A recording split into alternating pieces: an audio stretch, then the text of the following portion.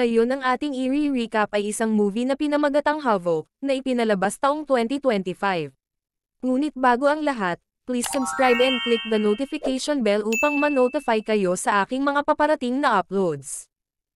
Nagbukas ang pelikula sa dalawang sasakyan ng pulis, habang tinutugis ang isang ninakaw na truck na puno ng mga washing machine. Ngunit sa katotohanan, ang truck ay isang front lamang na ginagamit sa pagpuslit ng droga.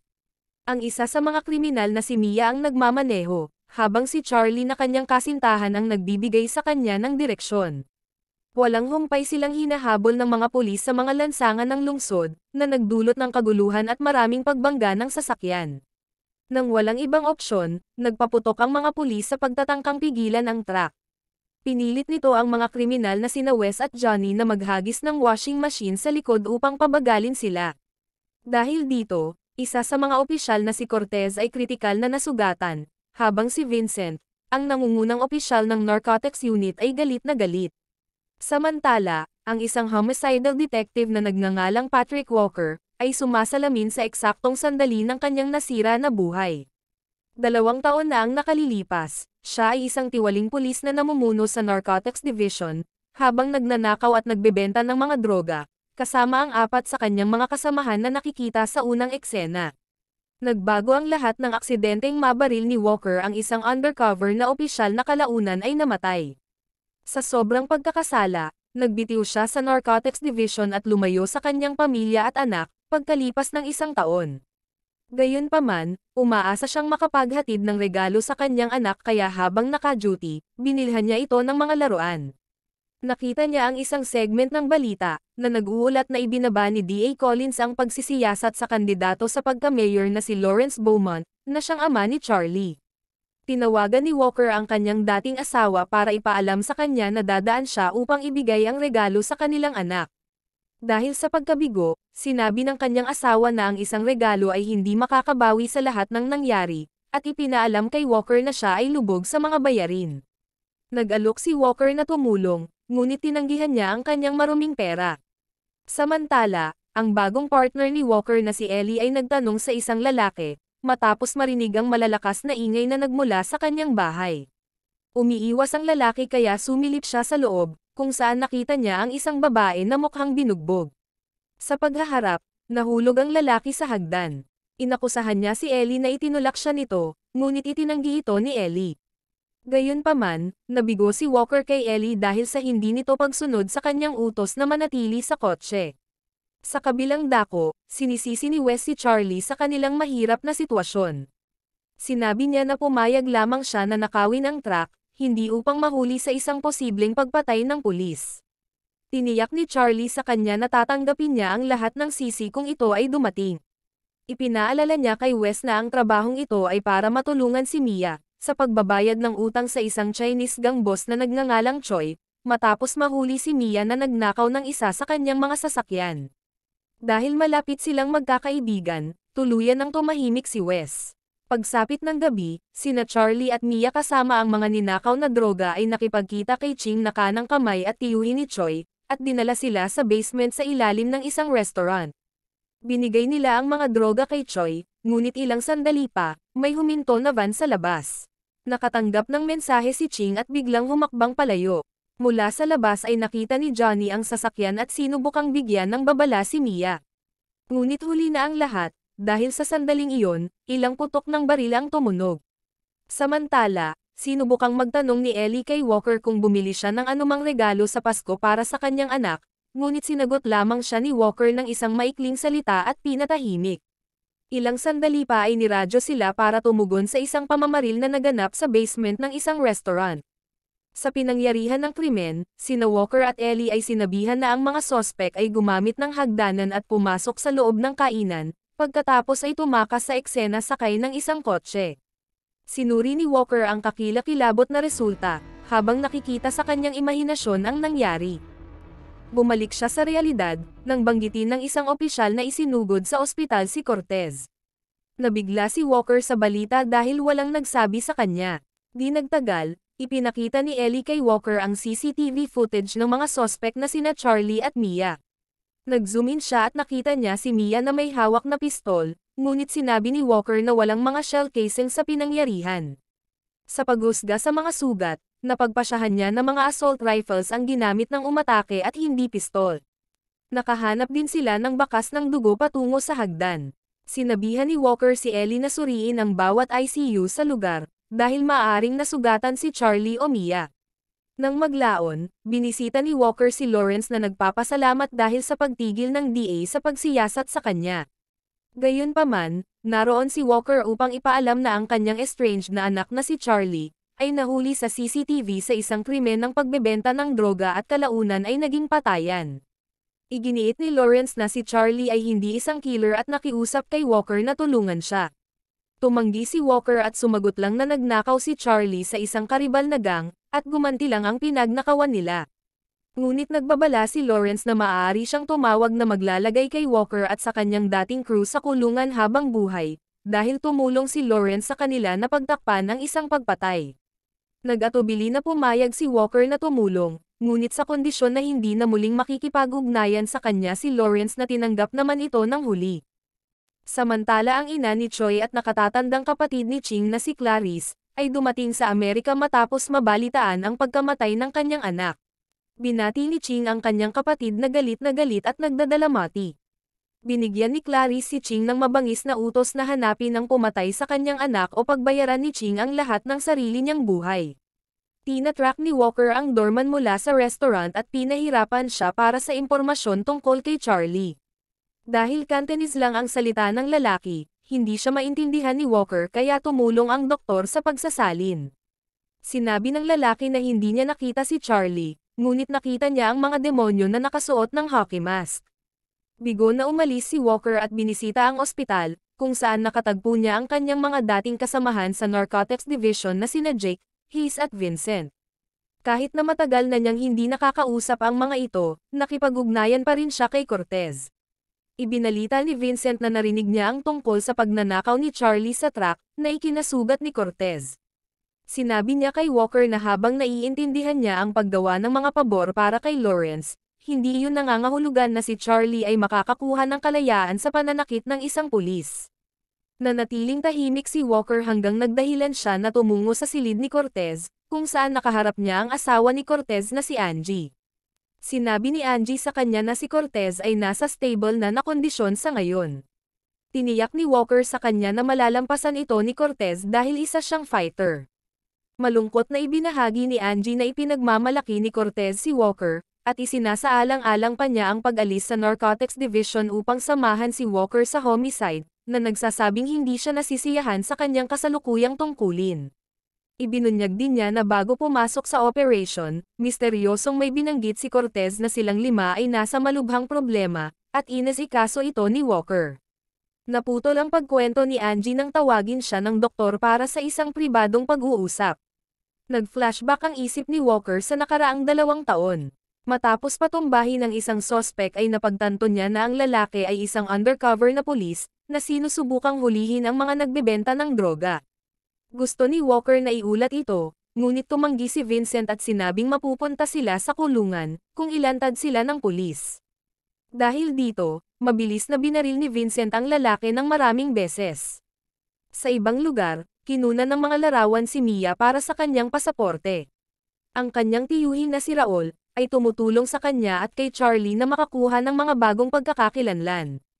Nagalit si Raul na napunta si Mia sa radar ni Choi, at sinubukan siyang kumbensihin na iwanan si Charlie na nagsasabing mas ligtas ito dahil sa mayaman ng kanilang pamilya, ngunit tumanggi si Mia.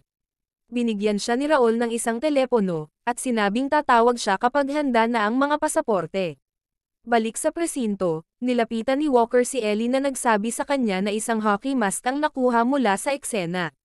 Ipinaalam sa kanya ni Walker na natagpuan niya ang doorman ng restaurant, ngunit hindi ito nagbigay ng anumang kapaki-pakinabang na detalye.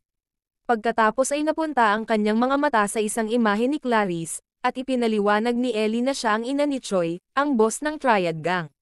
Siya ay dumating sa bayan para sa libing ng anak. Tinawag ng kapitan si Walker sa loob, pagkatapos ay pinagalitan siya dahil sa paglihim ng pangalan ni Charlie mula sa security footage. Dahil dito, Itinalaga niya si Ellie na magtrabaho sa ilalim ng pamumuno ni Detective Richardson. Nakaramdam ng pagtataksil, lumayo si Ellie habang sinusundan siya ni Walker. Tinanong niya kung bakit wala itong tiwala sa kanya, at humingi ng paumanhin si Walker kahit hindi taos-puso, at nagtanong kung may nahanap siyang impormasyon tungkol kay Mia. Pagkatapos ng ilang pag-aatubili, inihahayag ni Ellie na si Mia ay nasa scrapyard ng kanyang tiyuhin. Samantala, tinambangan ng mga miyembro ng Triad Gang ang kotse ni Lawrence na pinatay ang kanyang buong security team. Hinagisan siya ng isang enforcer ng telepono at sa kabilang dulo ay nagsalita si Clarice. Nangako siyang maghihiganti para sa pagkamatay ng kanyang anak at dinukot nila si Lawrence. Pumunta si Walker sa scrapyard. Napansin siya ni Raul at nagmamadaling pumasok upang itago ang mga pasaporte, ngunit nahuli siya ni Walker at hiniling na malaman kung nasaan si Mia. Iginiit ni Raul na hindi niya alam at sinabi sa kanya na pamangkin niya si Mia at inosente ito. Sinabi sa kanya ni Walker na kung gusto niyang umalis si Mia ng ligtas sa bayan, kakailanganin niya ang kanyang tulong. Pagkatapos ng ilang pag-aatubili, ipinahayag ni Raul na dapat niyang i-text si Mia kapag naihanda na niya ang mga pasaporte. Pagkatapos ay nakita ni Walker ang mga pulis na dumarating, at binalaan si Raul na huwag magsalita tungkol sa kanilang pag-uusap. Sinabi niya kay Raul na i-unlock ang telepono. Naghinala, tinanong ni Raul kung sino siya at sinagot ni Walker na siya ay isang pulis. Pagkaraan ng ilang sandali, binunot ni Walker ang kanyang baril at inutusan siyang manatili, habang pumapasok ang mga pulis upang arestuhin siya. Sa ibang lugar, tinanong ni Clarice si Ching kung nasaan siya noong gabing namatay si Choi. Nagsinungaling si Ching na nagsabing binalaan niya si Choi na huwag makipag-deal kay Charlie, ngunit hindi siya pinansin at sinabihan pa na umalis. Pagkatapos ay itinuro ni Clarice ang isang larawan ng babae mula sa footage at tinanong kung sino siya. Kinilala siya ni Ching bilang si Mia na kasintahan ni Charlie. Ipinaliwanag niya na nahuli ni Choi si Mia na nagnakaw ng isa sa kanyang mga kotse, kaya pinananatili niya itong may utang sa kanya. Noon lang ay inihayag ng gwardya na may dumating na nagngangalang Wes, upang makita si Ching. Kinabahan at desperado, inamin ni Wes na naghintay lamang siya sa labas ng restaurant, at nag-alok na isuko ang lokasyon ni Mia kapalit ng kanyang kaligtasan. Pagkalipas ng ilang oras sa isang tren, nakatanggap si Mia ng isang mensahe na akala niya ay mula sa kanyang tiyuhin, ngunit mula talaga ito kay Walker. Ayon sa mensahe ay magkita sila sa isang club para sa pasaporte. Nagtungo si Walker sa isinaad na club, at nakita niya si Mia na sumusubok na tumakas. Pinigilan niya ito sa pamamagitan ng pagsabi na siya ay isang pulis, at nagtatrabaho para sa ama ni Charlie. Tinanong niya kung nasaan si Charlie, at tumanggi si Mia na sumagot hanggang sa makita niya ang mga lalaking talagang pumatay kay Choi.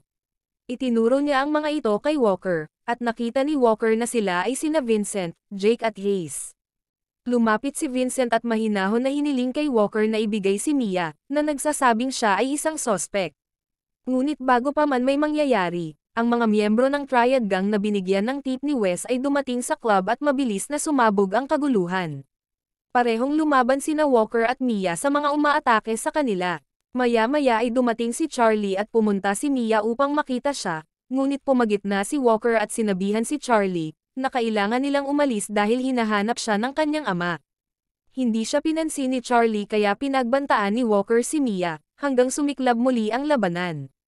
Ang grupo ay tumakas sa isang silid sa likod.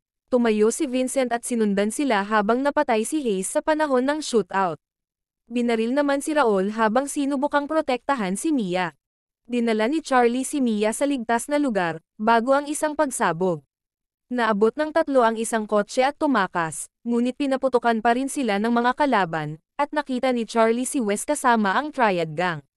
Halos hindi na sila nakatakas mula sa mga bala, habang si Wes ay pinatay din kalaunan. Nang matapos ang kaguluhan, dumating ang mga pulis sa eksena. Sa labas ay nalaman ni Vincent mula kay Jake na patay na si Hayes. Habang nagmamaneho, tumawag si Walker kay Ellie.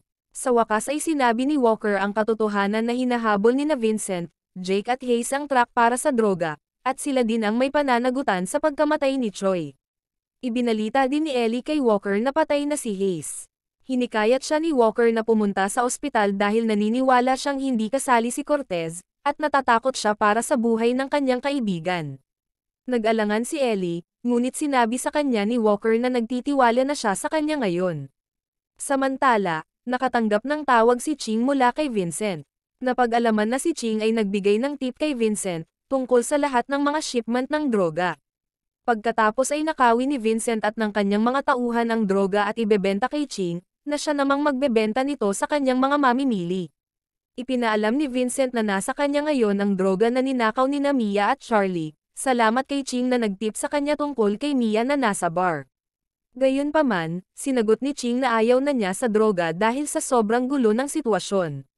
Sinisi din ni Ching si Vincent sa hindi paghadlang sa track o kay Mia ng mas maaga.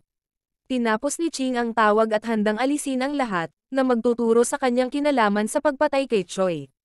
Plano niyang patayin si Cortez, at isunod sina Vincent at ang grupo nito. Samantala, dumating si Ellie sa ospital at tinanong ang silid ni Cortez. Habang tinitingnan ng receptionist ang room number, nakita ni Ellie si Ching na may hawak na baril. Umakyat si Ellie sa itaas pagkatapos makuha ang floor number galing sa receptionist. Pagdating niya roon, pinatay na ni Ching si Cortez at binihag si Angie. Sumunod ang isang tensyon na shootout, ngunit sa huli ay nagawa niyang mabaril si Ching at kinaladkad niya ito papunta sa kanyang sasakyan. Samantala, narating ni Walker, Charlie at Mia ang liblib na cabin ni Walker. Ilang sandali pa, tinawagan niya si Lawrence at sinabing ipadala niya ang lokasyon kung saan sila ni Charlie, ngunit lingid sa kanyang kaalaman ay hawak ni Clarice ang telepono ni Lawrence, at tahimik na nakikinig. Huli na nang napagtanto ni Walker na na-compromise ang kanilang lokasyon. Si Clarice at ang kanyang mga tauhan ay nagsimulang magtungo sa cabin. Binisita ni Ellie ang asawa ni Walker sa kanyang apartment, at sinabi sa kanya na hindi sinasagot ni Walker ang kanyang telepono. Dahil dito, sinabi ng kanyang asawa na malamang ay nasa lumang cabin siya ng kanyang ama. Inakit ni Ellie sina Vincent at Jake sa pamamagitan ng pagpapanggap na may deal sa kanila si Ching, pera para sa droga. Dahil dito, nahuli ni Ellie ang dalawa. Balik sa cabin, alam ni Walker ang hindi maiiwasang pag-atake, inihanda ang kanyang sarili sa pamamagitan ng pagsusuot ng bulletproof vest at naghanda ng mga armas. Ilang sandali pa, bumuhos ang mga bala. Isang brutal na labanan ang sumiklab habang binabagyo ng mga miyembro ng Triad ang lugar. Sa huli, nahuli ng Triad gang sina Charlie at Mia. Dumating sina Lawrence at Clarice at sinabi ni Clarice na kinuha ni Charlie ang tanging bagay na minahal niya. Iniabot niya kay Lawrence ang isang baril at hiniling na kunin din niya ang tanging bagay na mahal ni Charlie bilang kapalit. Sumigaw si Charlie at nagmamakaawa sa kanyang ama na barilin siya sa halip at wag si Mia. Sa sandaling iyon, dumating si Ellie at sa Cantonese na salita ay ipinahayag na nakuha ni Clarice ang maling tao, dahil si Ching ang nasa likod ng lahat. Si Ching na hindi nagsisi ay umamin sa katotohanan. Pagkaraang mamatay ang kanilang nakatatandang kapatid, si Ching sana ang pumalit ngunit ginawa ni Clarice ang kanyang anak na tagapagmana. Inggit at sama ng loob ang nagbunsod sa kanya upang magtraidor sa lahat. Biglang kinuha ni Jake ang baril ni Ellie at itinutok kay Charlie. Hinarang ni Lawrence ang kanyang sarili, at kinuha ang mga bala na isinakripisyo ang sarili para iligtas ang kanyang anak. Si Walker pagkatapos na magkamalay ay kumuha ng rifle at nagpaputok, na nag-trigger ng isa pang magulong shootout. Sa kaguluhan, binaril ni Ching ang sarili niyang kapatid at kalaunan ay binaril din siya ni Vincent. Habang naghihingalo si Lawrence, sinabi niya na ipinagmamalaki niya si Charlie. Sinubukan ni Jake na patayin si Ellie, ngunit pumasok si Charlie at pinatay siya bilang paghihiganti sa kanyang ama. Hawak na ngayon ni Vincent ang mga droga na nagtangkang tumakas sakay ng tren, ngunit sinundan siya ni Walker at pinagbabaril siya na pumihil sa kanya sa pagtakas. Sa huli, sina Mia at Charlie kasama ang kanilang mga bagong pasaporte ay sumakay sa van, balak magsimula ng isang bagong buhay sa malayo, habang si Walker ay sumurrender kay Ellie. At dito nagtapos ang kwento. Hanggang sa muli, maraming salamat sa panonood.